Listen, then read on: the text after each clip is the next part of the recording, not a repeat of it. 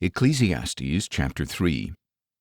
To everything there is a season, and a time for every purpose under heaven, a time to be born and a time to die, a time to plant and a time to uproot, a time to kill and a time to heal, a time to break down and a time to build, a time to weep and a time to laugh, a time to mourn and a time to dance, a time to cast away stones and a time to gather stones together, a time to embrace and a time to refrain from embracing, a time to search and a time to count as lost, a time to keep and a time to discard, a time to tear and a time to mend, a time to be silent and a time to speak, a time to love and a time to hate, a time for war and a time for peace.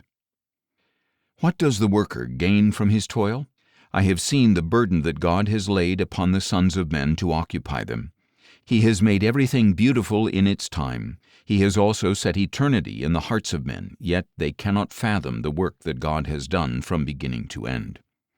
I know that there is nothing better for them than to rejoice and do good while they live, and also that every man should eat and drink and find satisfaction in all his labor. This is the gift of God. I know that everything God does endures forever. Nothing can be added to it or taken from it. God does it so that they should fear Him. What exists has already been, and what will be has already been, for God will call to account what is past. Furthermore, I saw under the sun that in the place of judgment there is wickedness, and in the place of righteousness there is wickedness. I said in my heart, God will judge the righteous and the wicked, since there is a time for every activity and every deed.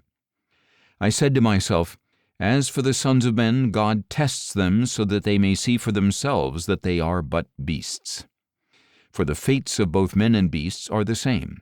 As one dies, so dies the other. They all have the same breath.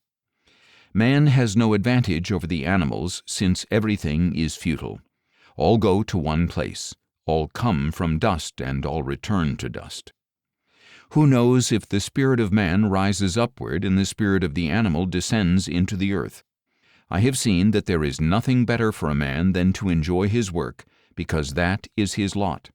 For who can bring him to see what will come after him?